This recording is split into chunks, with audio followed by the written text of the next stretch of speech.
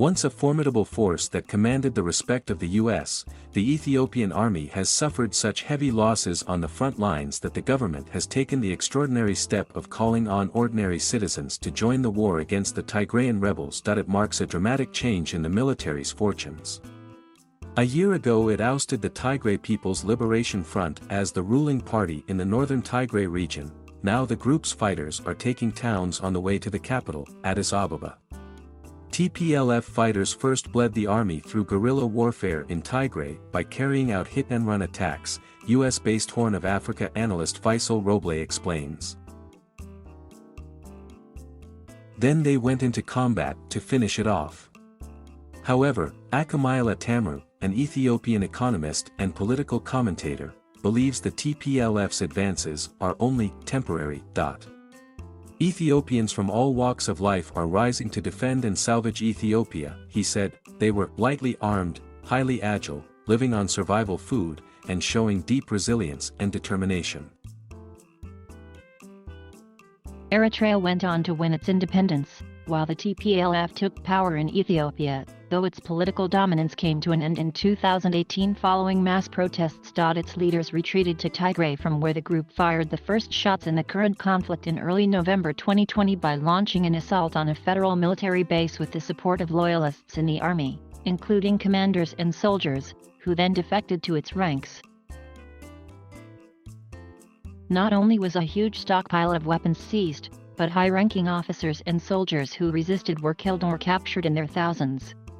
The nighttime attack on the base has effectively created a vacuum that literally makes Ethiopia without a federal army, Mr. Akamila said. However, the military, with crucial help from the Eritrean army, and forces and militias from Ethiopia's Amhara region, overcame the setback, launching airstrikes and a ground offensive that led to the TPLF being dislodged from power in Tigray in under a month.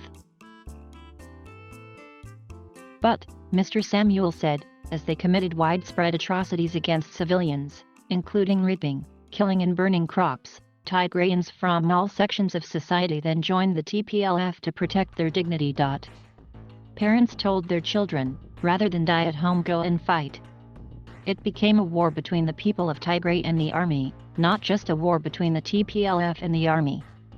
According to Mr. Roble, former generals who had retired or defected went to Tigray's mountains and caves to form the Tigray Defense Force as the TPLF's military wing to ensure that the tens of thousands of new recruits were well organized. These generals felt it was their duty to protect the citizens of Tigray. With their inside knowledge of the army, they plotted its defeat, Mr. Roble said. With Tigrayan fighters now less than 300 kilometers from the capital, it is clear they currently have the upper hand over an army that used to be one of the most powerful in Africa, he says. Ethiopia was America's #1 partner in the so-called War on Terror in the Horn of Africa, especially in Somalia, where it overthrew the Union of Islamic Courts. America funded the military, armed it, and even supplied its soldiers with ready-to-eat meals, Mr. Roble said. And the African Union relied on it for peacekeeping missions. But Ethiopia itself is now unstable and its military is a shadow of its former self. Trouble for the TPLF began when Prime Minister Abiy Ahmed took office in April 2018 after huge numbers of people from Ethiopia's two biggest ethnic groups, Oromos and Amharas, staged protests against its 27 years at the helm of government. Mr. Abiy proposed sweeping reforms, causing deep rifts with the TPLF. Tigrayans make up only about 6% of the population, and when the TPLF was in power, it created a federal system which gave ethnic groups their own regional states, Mr. Roble said. The TPLF felt Mr. Abiy wanted to centralize power. It caused a massive fallout between them and eventually led to the war, Mr. Roble said. Alex Duvall, executive director of the US-based World Peace Foundation, said that Mr. Abiy also set out to overhaul the military to ensure it was loyal to him, and to address concerns about Tigrayan dominance. Tigrayans made up about 18% of the whole army, and about twice that in the officer corps. Their numbers were disproportionate compared to the size of the population.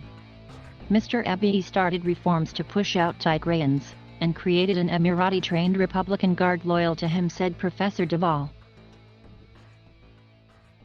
The changes demoralized the army, and it ceased to be a cohesive force.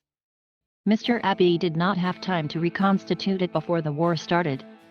After recapturing most of Tigray in June, the TPLF launched an offensive in the neighboring Amhara and Afar regions, while Mr. Abiy called on all able-bodied Ethiopians to join the army and militias to help defeat the rebels.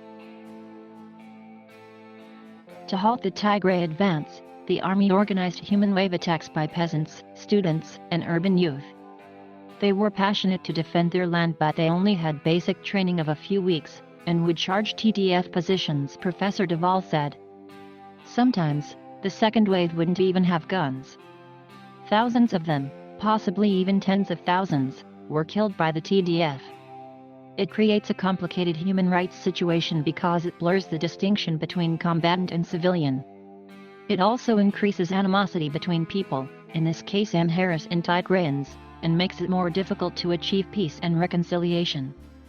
Mr. Akambayla disputes this was a tactic, saying young men had to defend communities under attack from the rebels when no troops were around.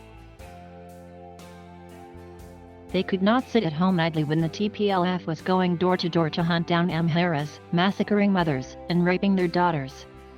In the latest move to regain the initiative, the federal government declared a state of emergency, giving it the power to conscript any military-age citizen who has weapons and recalling retired officers to duty.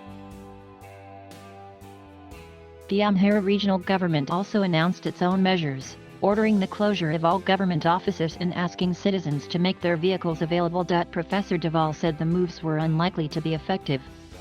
They can mobilize large numbers, but the command and control structure of the army has disintegrated. An army is an institution built over years, with common purpose, common doctrines, and common practices. But Canada-based security expert Anne Fitzgerald believes the TPLF fighters have suffered much higher losses, saying it was the TPLF that was using human waves as a desperate measure to seize control of strategic routes and to acquire negotiating power. Thank you for watching. Please subscribe,